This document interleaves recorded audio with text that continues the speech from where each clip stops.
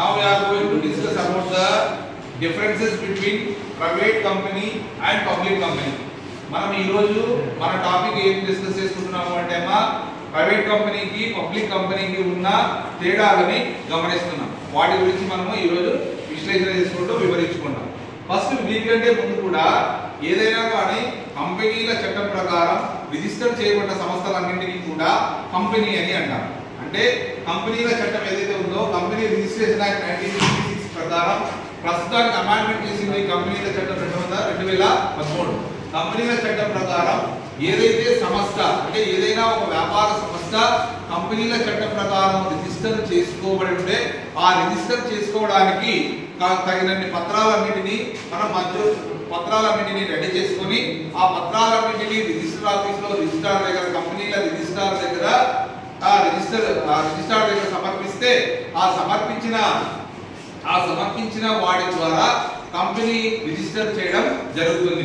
Company అనేది కూడా ఒక కనబడని వ్యక్తిగా ఒక స్టాంప్ గా మనం పరిగణలో తీసుకుంటాం.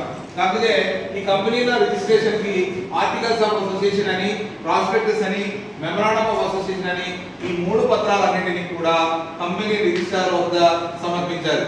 సమర్పించిన తర్వాత ఈ సర్టిఫికేట్ ఆఫ్ కమెన్స్మెంట్ అని ఒక పత్రాన్ని జారీ చేస్తాడు. ఆ పత్రాన్ని జారీ చేసిన తర్వాతనే అది ప్రైవేట్ లిమిటెడ్ కంపెనీగా పబ్లిక్ లిమిటెడ్ కంపెనీగా మారుతూ వ్యాపారాన్ని కొనసాగించడానికి ప్రారంభిస్తాయి. కాబట్టి మొట్టమొదటిగా కంపెనీ అంటే వివరణ ఇది. ఇప్పుడు నెక్స్ట్ మనము కంపెనీలన్నీ రెండు రకాలుగా విభజించుకున్నామా. ఒకటి ప్రైవేట్ కంపెనీ, రెండు పబ్లిక్ కంపెనీ. ఈ ప్రైవేట్ కంపెనీకి పబ్లిక్ కంపెనీకి తేడాలను గమనించుకుంటూ పోతే మనం దాని వివరణ కూడా ఇచ్చుకోవచ్చు అనమాట. ఫస్ట్ పబ్లిక్ లిమిటెడ్ కంపెనీ అంటే ఏమి, ప్రైవేట్ లిమిటెడ్ కంపెనీ అంటే ఏమి. మామూలుగా ప్రైవేట్ లిమిటెడ్ కంపెనీ అంటే సాధారణంగా ఒక వ్యక్తి తన వాటాలన్నింటినీ అంటే ఒక కంపెనీ ప్రారంభించాలి అంటే మూలధనం అనేది అవసరం. మనం మన భాషలో పెట్టుబడి అని అంటాం. అలా మూలధనాన్ని సమకూర్చుకోవడానికి అంతా మొత్తం మూలధనం ఒకే వ్యక్తి సమకూర్చుకొని తన కుటుంబ సభ్యులకు మాత్రమే వాటాలను జారీ చేసినట్లయితే అలాంటి కంపెనీలను ప్రైవేట్ కంపెనీ అని అంటారు. అదేవిధంగా ఒక పబ్లిక్ కంపెనీ అంటే ఏంటంటే ఇక్కడ చూడండి, షేర్స్ ఇష్యూ అంటే వాటాలను జారీ చేయడంలో అతన్ని కొన్ని పెట్టుకొని ప్రజలందరికీ కూడా జారీ చేసినట్లయితే, ప్రజలందరికీ కూడా స్టాక్ ఎక్స్చేంజ్ ద్వారా జారీ చేసినట్లయితే అలాంటి కంపెనీలను పబ్లిక్ లిమిటెడ్ కంపెనీలు అని అంటాం అన్నమాట. కాబట్టి ఇది పబ్లిక్ లిమిటెడ్ కంపెనీ, ఇది private limited company. Next public limited కంపెనీలో ఎంతమంది సభ్యులు ఉండాలి, ఎంతమంది మెంబర్స్ ఉండాలి అంటే పబ్లిక్ లిమిటెడ్ కంపెనీలో మినిమం 7 మంది ఉండాలి, మాక్సిమం నో లిమిట్, ఎంతమంది అయినా ఉండొచ్చు. అంటే వాటాలకు ఎంతమందికైనా జారీ చేసుకోవచ్చు. అదేవిధంగా ప్రైవేట్ లిమిటెడ్ లో ఖచ్చితంగా 2 వ్యక్తులు కలిగి ఉండాలి, మాక్సిమం 200 మంది ఉండాలి. అదే బ్యాంకింగ్ కంపెనీలు అయితే 20 మందికి మించకూడదు అనమాట. కాబట్టి ఈ నంబర్ అనేది మనకి ఎగ్జామినేషన్ పాయింట్ ఆఫ్ వ్యూలో చాలా సార్లు అడుగుతారు. మనకి ఏదైనా కాంపిటేటివ్ ఎగ్జామ్స్ కూడా చాలా సార్లు అడుగుతారు. కాబట్టి కంపెనీ యొక్క సభ్యుల సంఖ్య ఎంత అని చాలా సార్లు మనకి ఎగ్జామినేషన్ లో అడుగుతున్నాడు. కాబట్టి ఈ పాయింట్ బాగా గుర్తుపెట్టుకోండి. నెక్స్ట్ వచ్చేసి ఆర్టికల్స్ ఆఫ్ అసోసియేషన్, AOA అంటారు.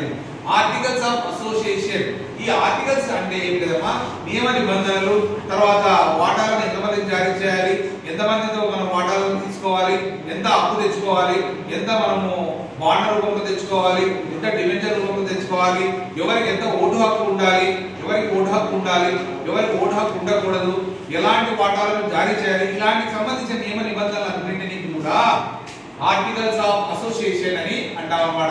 ఈ ఆర్టికల్స్ ఆఫ్ అసోసియేషన్ ని పబ్లిక్ లిమిటెడ్ కంపెనీలో స్వతహాగా ఆర్టికల్స్ ఆఫ్ అసోసియేషన్ ని తయారు చేసుకుంటారు. Draw up own adopt or schedule F ప్రకారం కూడా అడాప్ట్ చేసుకోవడం జరుగుతుంది. అంటే ఈ నియమ నిబంధనలన్నింటినీ కూడా స్వతహాగా ప్రిపేర్ చేసుకోవడానికి అవకాశం ఉంటుంది పబ్లిక్ లిమిటెడ్ కంపెనీలో. అదే విధంగా ప్రైవేట్ లిమిటెడ్ కంపెనీలో కూడా ఆర్టికల్స్ ఆఫ్ అసోసియేషన్ ని స్వతహాగానే తయారు చేసుకుంటారు. నియమ నిబంధనలన్నింటినీ కూడా వాళ్ళే తయారు చేసుకుంటారు. తయారు చేసుకున్న ఆర్టికల్స్ ఆఫ్ అసోసియేషన్ పత్రాన్ని మనం కంపెనీల చట్టం ప్రకారం రిజిస్ట్రార్ కు సమర్పించాలి. అది ఆర్టికల్స్ ఆఫ్ అసోసియేషన్ తరపున పాయింట్.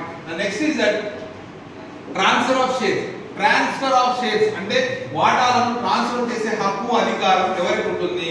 పబ్లిక్ లిమిటెడ్ కంపెనీలో ఫ్రీగా ఎవరికైనా కూడా స్టాక్ ఎక్స్చేంజ్ ద్వారా అంటే ట్రేడింగ్ ద్వారా ఎవరికైనా అమ్ముకోవచ్చు, ఎవరికైనా ట్రాన్స్ఫర్ చేయొచ్చు. పబ్లిక్ లిమిటెడ్ కంపెనీలో ఎవరైతే కొనుగోలు చేస్తారో ట్రాన్స్ఫర్ చేయొచ్చు. ఎవరైతే మనం కొనుక్కుంటున్నామో వాళ్ళ నుంచి పొందొచ్చు. కాబట్టి freely transferable through the stock exchanges in public limited company, but in the private limited company not transferable. ఇక్కడ ట్రాన్స్ఫర్ చేయడానికి అవకాశం లేదు.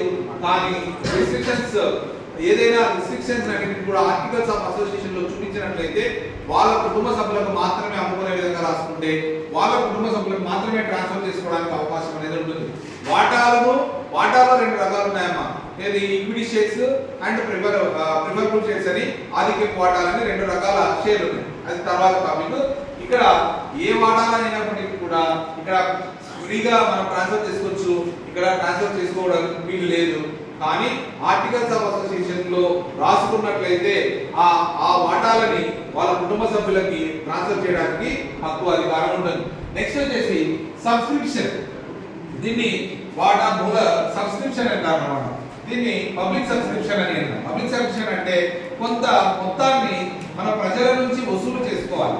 ప్రజల నుంచి కొంత మొత్తాన్ని సబ్స్క్రిప్షన్ రూపంలో వసూలు చేసుకుంటేనే పబ్లిక్ లిమిటెడ్ కంపెనీ వ్యాపారాన్ని ప్రారంభించగలదు.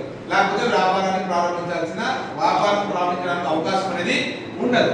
కానీ ప్రైవేట్ లిమిటెడ్ లో not allowed to any public, ఎవరి నుంచి కూడా మనం సబ్స్క్రిప్షన్స్ తీసుకోవాల్సిన పని లేదు. సబ్స్క్రిప్షన్ అంటే చందా అని అంటాం తెలుగులో, చందాలు అని అంటాం. అంటే ప్రజల నుంచి కొంత చందాలను సేకరించి, అంటే ఆ విధంగా చందాలను సేకరించడానికి కూడా పబ్లిక్ లిమిటెడ్ కంపెనీ ఒక నోటీస్ ఇస్తుంది అనమాట.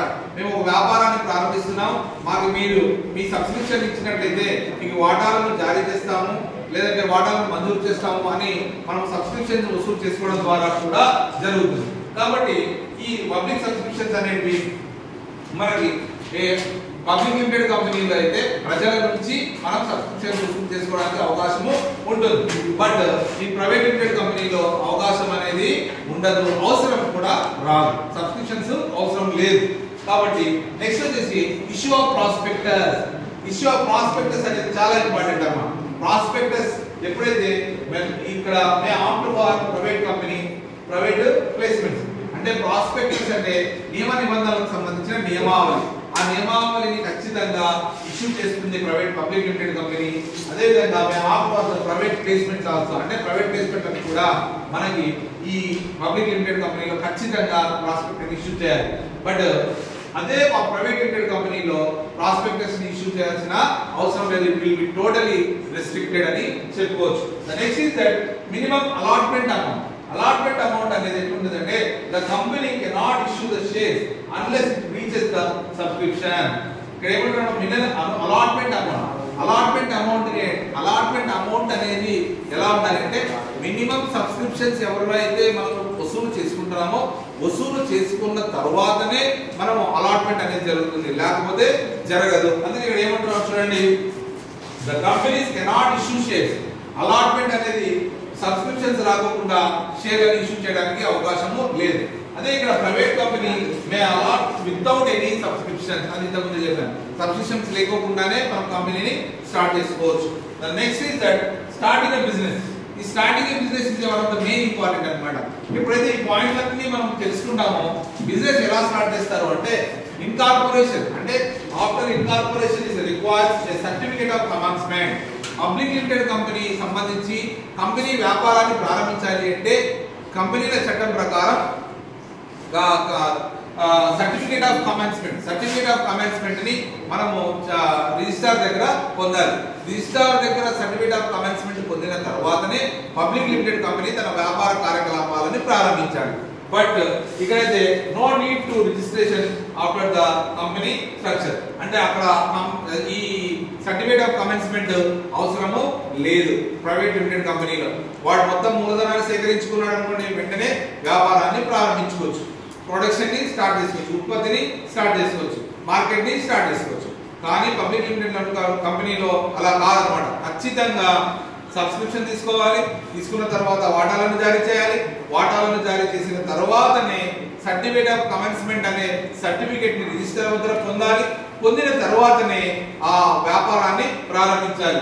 కాబట్టి ఆ విధంగా వ్యాపారం. నెక్స్ట్ వచ్చేసి అపాయింట్మెంట్ ఆఫ్ డైరెక్టర్. ఇక్కడ అపాయింట్మెంట్ ఆఫ్ డైరెక్టర్ చాలా ఇంపార్టెంట్ అమ్మా. ప్రతి కంపెనీలో లిమిటెడ్ కంపెనీలలో లేదా ప్రైవేట్ కంపెనీలలో లేదా పబ్లిక్ కంపెనీలలో ఏ కంపెనీలో అయినప్పటికీ కూడా డైరెక్టర్స్ అనే వాళ్ళు కామన్ గా ఉంటారు. డైరెక్టర్స్ అనే వాళ్ళు ఉన్నప్పుడు ఆ డైరెక్టర్స్ అనే వాళ్ళు ఖచ్చితంగా ఒక రెజల్యూషన్ అనేది అంటే మెంబర్లందరూ కూడా ఒక రెజల్యూషన్ రాసుకొని ఆ రెజల్యూషన్ ద్వారా డైరెక్టర్లను ఎన్నుకోవాలి. వాళ్ళని మనం సిఇఓలని తర్వాత మేనేజ్మెంట్ అంటే యాజమాన్యానికి సంబంధించిన వాళ్ళని అంటున్నాం అనమాట. కాబట్టి ఈ అపాయింట్మెంట్ ఆఫ్ డైరెక్టర్స్ ఏ విధంగా తీసుకుంటారు అంటే పబ్లిక్ లిమిటెడ్ కంపెనీలలో 1 డైరెక్టర్ అపాయింట్మెంట్ బై 1 రెజల్యూషన్. ఒక డైరెక్టర్ ని మనం ఎన్నుకోవాలి అంటే ఒక రెజల్యూషన్ రాసి ఆ రెజల్యూషన్ అంటే ఒక్కొక్క డైరెక్టర్ ఒక రెజల్యూషన్ రాయాలి.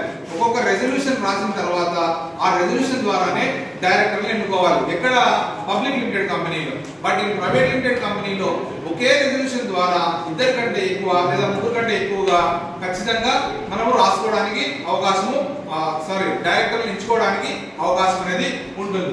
తర్వాత next statutory meeting. Statutory meeting అంటే ఏంటంటే చట్టబద్ధంగా మీటింగ్లు నిర్వహించుకోవడం. మీటింగ్ నిర్వహించుకోవడం అంటే దాన్ని పబ్లిక్ లిమిటెడ్ కంపెనీలో మ్యాండేటరీ అంటే ఖచ్చితంగా స్టాట్యూటరీ మీటింగ్స్ అనేవి జరగాలి. అలా జరిగినప్పుడే అక్కడ అవకాశం అనేది అంటే మ్యాండేటరీ అంటే ఖచ్చితంగా జరపాలి. బట్ అక్కడ మీటింగ్ ఇస్ ఆప్షనల్. మనం జరుపుకోవాలనుకుంటే డైరెక్టర్ల మీటింగ్ జరుపుకోవచ్చు లేదంటే లేదు. కానీ పబ్లిక్ లిమిటెడ్ కంపెనీలో ఖచ్చితంగా డైరెక్టర్లు తర్వాత మెంబర్స్ తర్వాత వాటాదారులకి మీటింగ్లను నిర్వహిస్తూ ఉండాలి. అలా నిర్వహించే కంపెనీలని పబ్లిక్ లిమిటెడ్ కంపెనీలు అంటాము. అవసరాన్ని బట్టి నిర్వహించుకునే కంపెనీలని ప్రైవేట్ లిమిటెడ్ కంపెనీలు అని అంటాం. ఈ విధంగా మనకి ప్రైవేట్ లిమిటెడ్ కి పబ్లిక్ లిమిటెడ్ కి ఉన్న తేడాలని మనం పరిగణలోకి తీసుకోవాలి. పాయింట్ అర్థమైంది కదమ్మా.